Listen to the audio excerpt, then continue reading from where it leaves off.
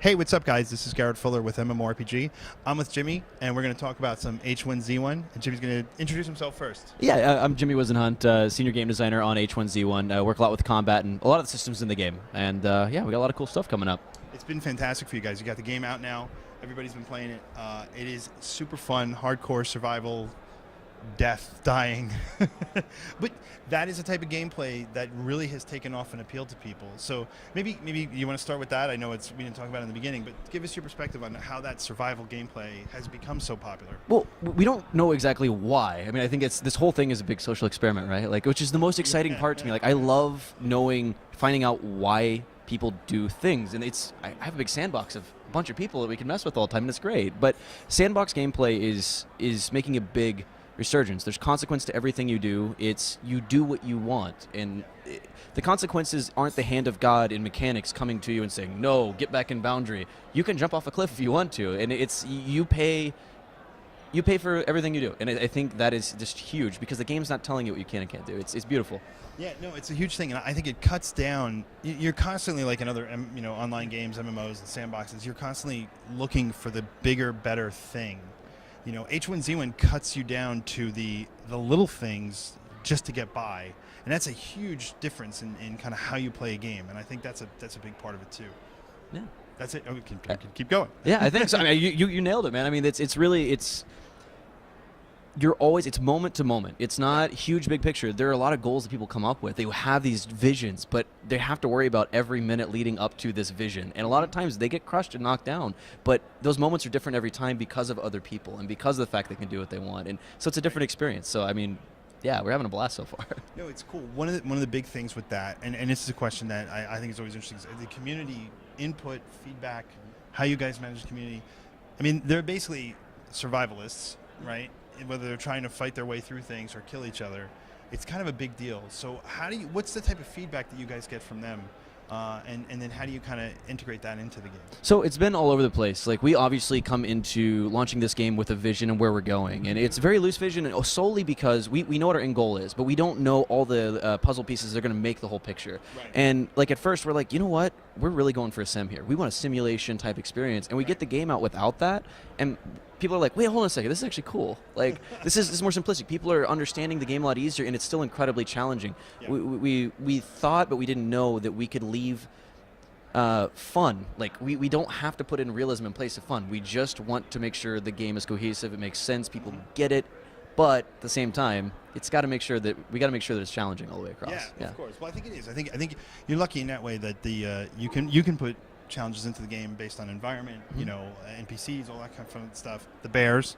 Yeah, the bears are awesome. We were talking about, right? But then you also have the challenges that players can give each other, which can be really, really crazy and scary. And I think it kind of adds to that, very fearful gameplay in some ways of surviving in that type of apocalypse, whatever you want to call it. Yeah, no, I mean, that's really been the main focus. Is we've been looking at Reddit every day. We read Twitter every day, and the feedback comes in and it affects our daily decisions. We're not going to just like jump on and do exactly what everyone says immediately. We need to make sure that it is backed up with data and that other people agree, and that we're not just trying to knee-jerk react on something. But we're starting to get a really good picture of what people want, and it's exciting because I'm starting to see they're starting to see it as well. Like, they're like, whoa, hold on a second. These things do work, and I think this idea does, and it's just so cool to see that.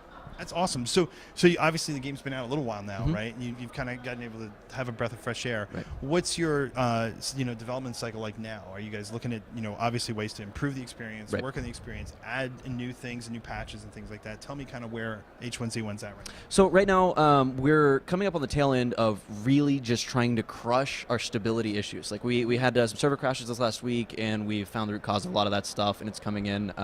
And we're at a point now where we're saying, what can we do for quality of life, and what content can we start getting on? This is the really exciting part, right? Yeah. I mean, we did say when we launched, like, it might be a little while before we throw this out. We want to make sure we have a solid base.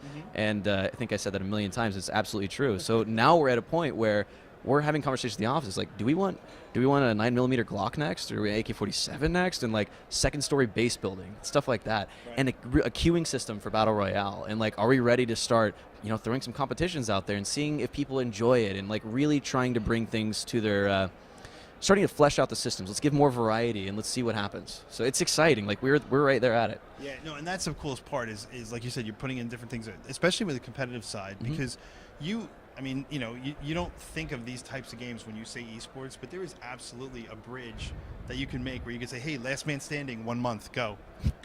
I mean, how do you, like, it really becomes that kind of battle royale experience. I made the mistake of watching that movie by myself.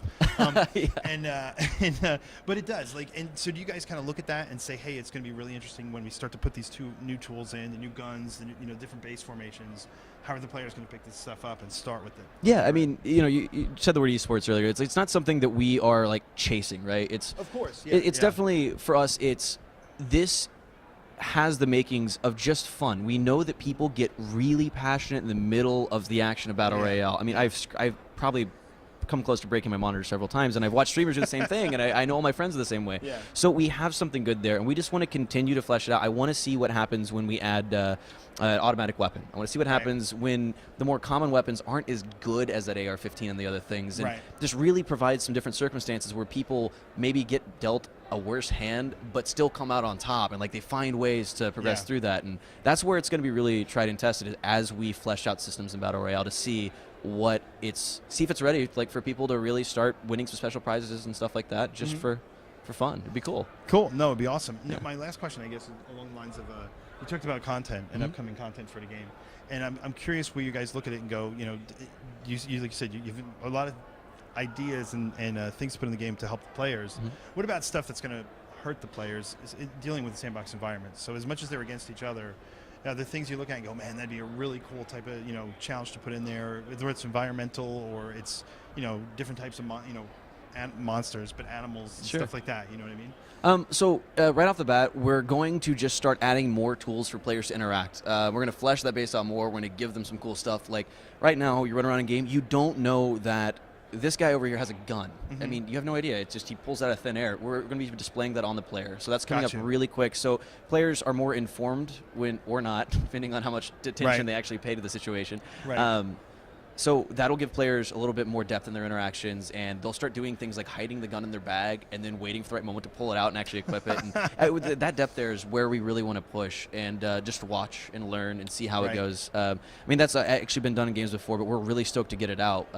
It allows some really fun things. Sure. Well, I mean, it was early build stuff when you guys put it out there. So, I mean, and that's part of the iteration of it, building it out, right? Yeah. So that's cool. So awesome. Give a shout out to fans. Yeah. Call it a day. I mean, that was really good. Thanks again for spending time with us. And H1Z1, guys, go out and try to survive, right? That's it. Thanks for watching. All right. Awesome.